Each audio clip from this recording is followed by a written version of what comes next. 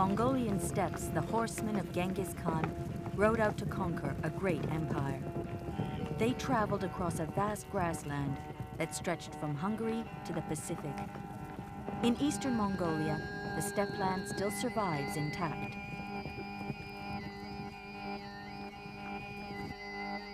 Beneath the grassland are valuable oil and gold reserves. The challenge is to find ways of preserving one of the world's last great wildernesses.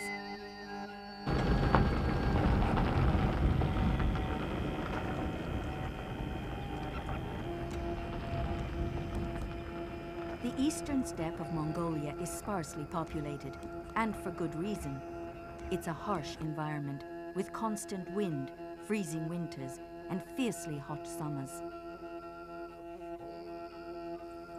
Here, a thinly spread human population coexists with animals and birds numbering in the millions.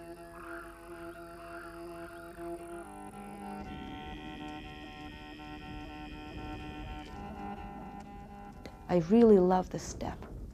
The steppe makes me happy, free. It really is boundless. And when you are out in the steppe, your spirit becomes free. And I think in many respects, Mongolians are like Americans and like Russians, like Australians maybe. We have something in common, which is this love for limitless space.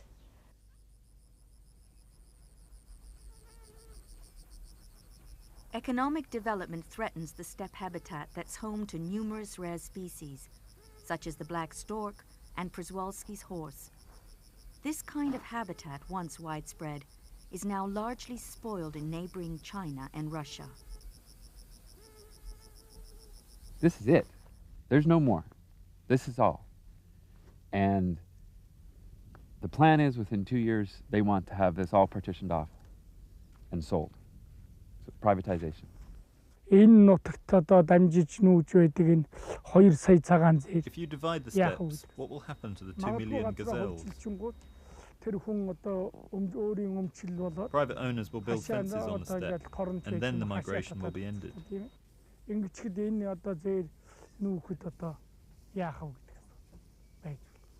Covering 300,000 square kilometers, approximately the size of Japan, the eastern steppes of Mongolia are the last unspoiled and continuous grassland ecosystems in the Northern Hemisphere. Unsurprisingly, Mongolia's resource-hungry neighbors are interested in tapping the natural wealth, above and below ground. It is expected to be a big development boom in that area very soon. For example, the Tuming River project, which is between these powerful countries, Russia and Korea, China, and including Mongolia. So they will have very big impact on that. The inevitable questions arise. Who will benefit, and for how long? And there's a problem here, the way that economic development and investment is viewed by some people as a way of making money for the country, but ignoring the needs of the people who actually live here, and the people who will live here long after the investment has finished, the development has finished, and the resources are finished. Racing to understand the diverse life of the steppe, wildlife conservationists supported by the Global Environment Facility are documenting the living treasures and cooperating with local people on conservation measures.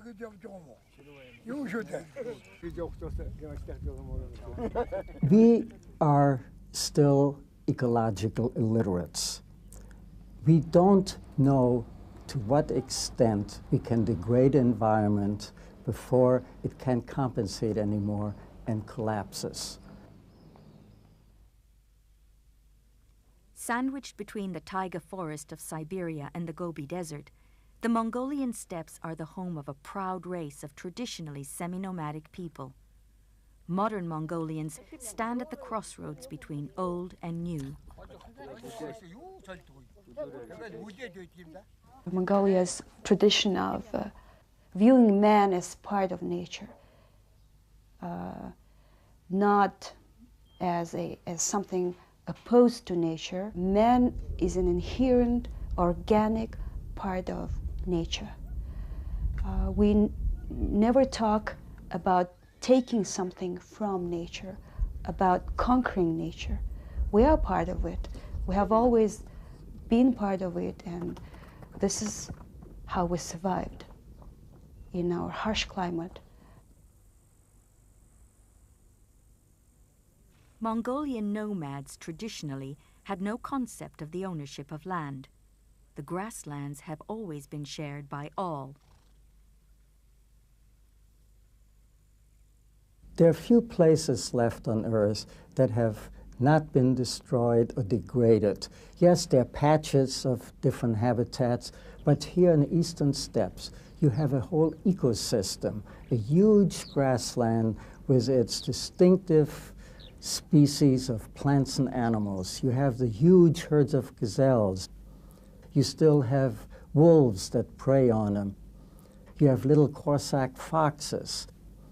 You have demoiselle cranes. You have a whole spectrum of wildlife that still lives in its original state. We view this area as a planetary treasure. You have plants there that some species are endangered, some species not yet discovered, that we feel might one day become for some of the scourges of the planet: malaria, HIV, cancer.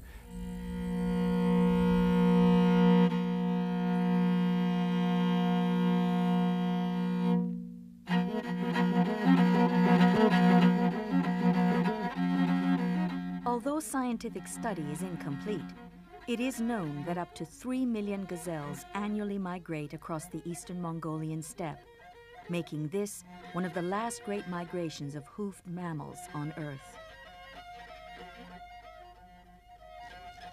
We've seen 50,000 gazelles pouring past the vehicle we were in on both sides, in wave after wave, calling loudly, the kind of barking noise they make. And this kind of thing we cannot see in other parts of the world anymore. Mongolia has embarked on an ambitious scheme to safeguard the most biologically diverse and endangered places. It has pledged to designate 30% of the country as protected areas. There are 9 protected areas on the Eastern Steppe, totaling 12,000 square kilometers. Lagva is only one of 4 rangers working for the Eastern Steppes Protected Areas Administration. Working alone, Lagva patrols the 300 square kilometers Uktam Nature Reserve. With rangers so thin on the ground, conservation cannot work without the participation of people living on the edges of the reserves. Mongols have always lived close to the earth, supplementing what they can harvest from their herds with hunting for food and skins. An administration for conservation and strict wildlife laws exist. Environmental inspectors enforce them as best they can.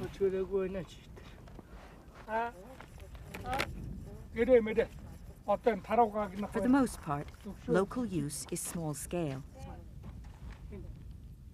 The biggest threats to the grasslands come from outsiders who want to exploit the resources. Intensive attempts to exploit the steppe came during the 70 years of communism following the Mongolian Revolution of 1921. Inefficiency and ineptitude limited the impact of attempted exploitation. But the steppe is still littered with failed Soviet-style agricultural or industrial projects.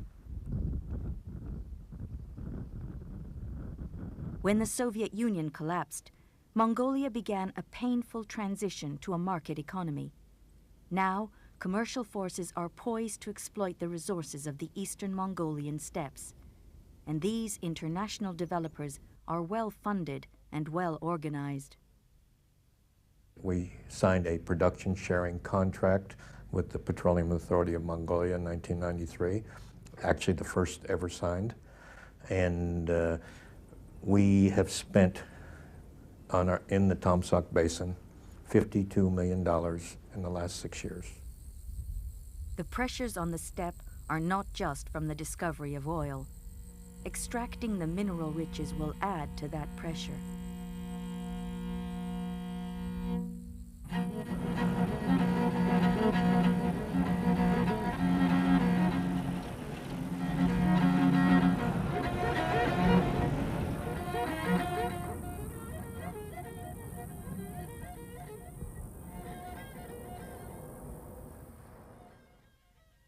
Mining gold can be quite dangerous to the environment. It releases a number of different chemicals into the water system, which then carries it around, and it can start permeating the plants. It can start permeating the muck in a wetlands, and next thing you know, the birds have it, and it goes everywhere and gets into the DNA. Some of it can get into the DNA, start working in nasty ways in there. It affects amphibians, it affects insects. It can be very nasty. Dividing the grasslands into small parts would fundamentally alter the nature of the steppe. The infrastructure needed to extract oil, coal, and metals, including railway lines, roads, and increased population, could break up the eastern steppe, making migration for animals and people a thing of the past.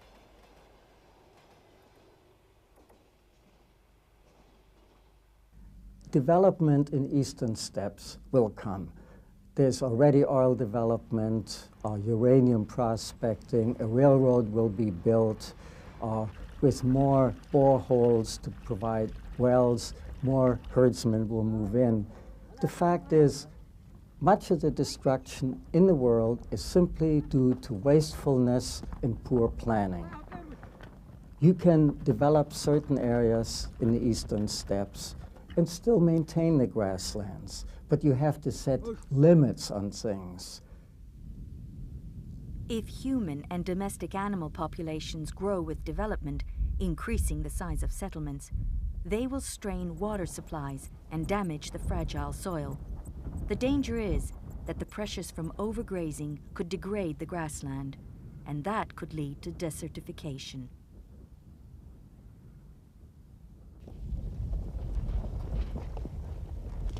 Mongol nomads traditionally move their herds and their homes at least twice each year to reduce the impact on the land.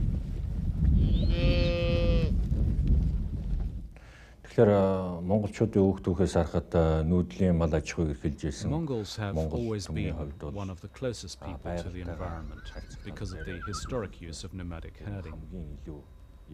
We can say that we have collected a rich experience in relation to and in protection of the environment, inherited by our tradition and custom. That is why we, as a people, have preserved nature in Mongolia in a relatively undamaged condition.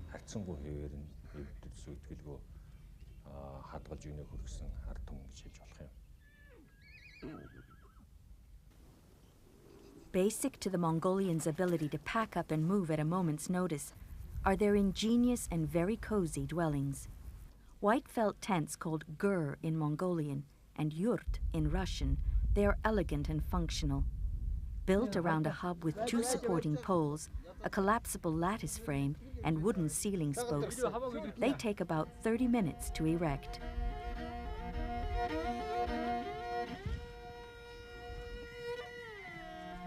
The horse is central to the Mongols' nomadic life.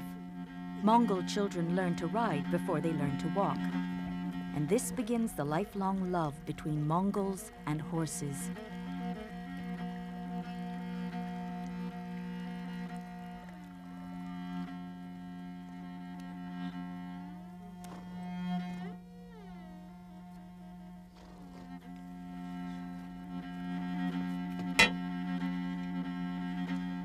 Aside from drinking mare's milk, Mongols make butter, cheese, and an alcoholic beverage, Irak, the champagne of the steppe.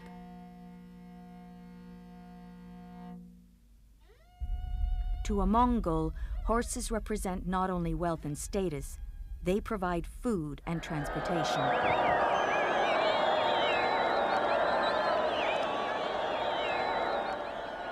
To clearly see the Mongols' almost mythic relationship with the horse, just watch a horse race. The jockeys are children. The race course can be as long as 30 kilometers. Magic powers are attributed to the winning horse, and spectators scramble to touch it, hoping some will rub off.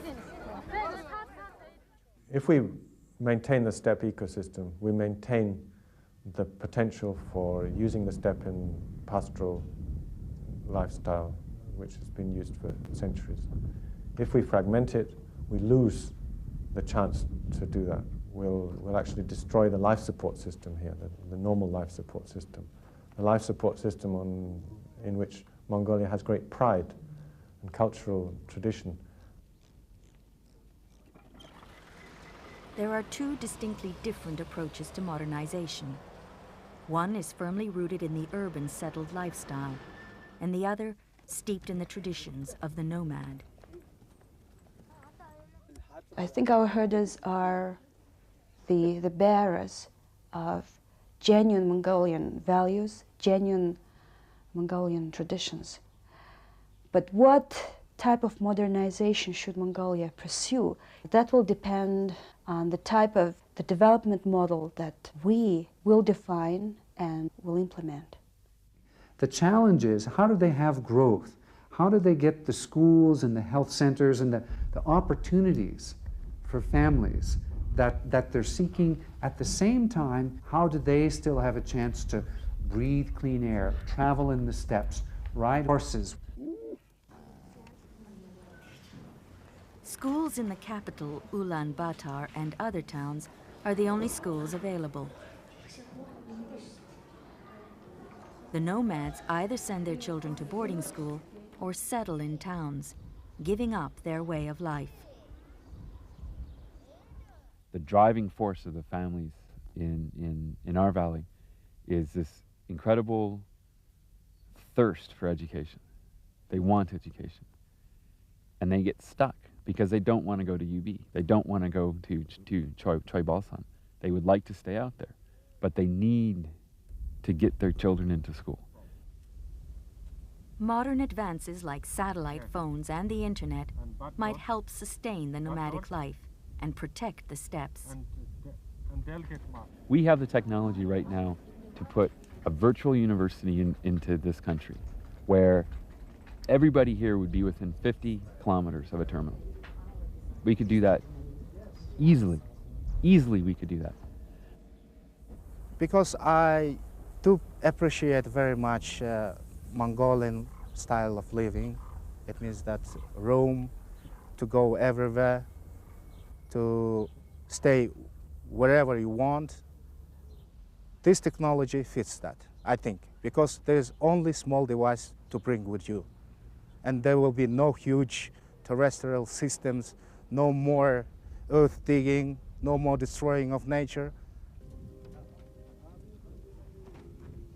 Wealthy and successful herders are leading their communities in adopting modern technologies like wind energy and photovoltaic solar electricity, providing them with mobile sources of energy, perfectly suited to their traditional lifestyle. I bought the windmill 4 years ago at $250.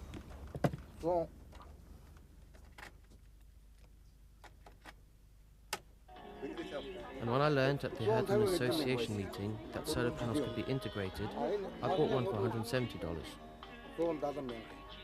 The entire system cost Rensen Dorj less than $350, but has led to a dramatic improvement in his family's quality of life. The appeal of the traditions and the undisturbed nature of Mongolia is opening up possibilities for an alternative method of income from ecotourism. The benefit from tourism should go to the local people. Our project, for example, supports some activities where local people have a ger, or the traditional Mongolian tent, where people can stay inside the park area and experience a great landscape and a great environment and almost share in the daily life of the herders. In terms of developing ecotourism and having as low impact as possible. I mean, because what's going to bring people here is just what we saw this last couple of weeks was just open spaces. The endless horizon, the peace and simplicity of the steppe, is for some a challenge, a call to alter and to shape the nature of the grasslands to benefit people. This is true for outside developers and Mongolians alike. But what will the environmental impact of change be on the steppe?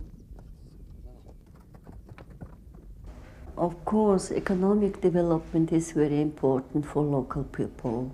Local people want electricity, heating, local development of infrastructure. But every kind of development projects should be assessed on environmental impact. As they progress, their crops can move quicker. They can get their animals to market better by using this existing roads that we will be putting in. And in the long run, time, and only time will do it. It's like us. We've spent this money and we're looking down the road many years before we'll ever start recouping anything, many years.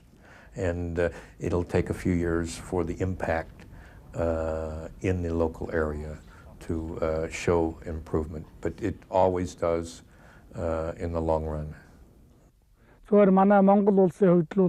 Since 1990, the coming of democracy and the privatization of state industries, a great many assets have been lost and a great deal of damage has been done. Looking back, it's easy to see that mistakes were made from the lack of planning, and this suggests that we should not rush to privatize the steppes.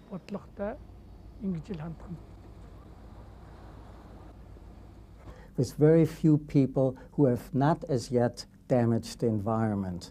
Now, this is very rare in today's world, and this gives us an opportunity to plan for the future. You can develop places without destroying the environment, and this, one hopes, will happen in the Eastern Steppes. Without ecological thinking, there's no economy as such. And if we're talking about economic development, we're talking about ecological development. So I think this is what Mongolia can contribute in the future to the world development.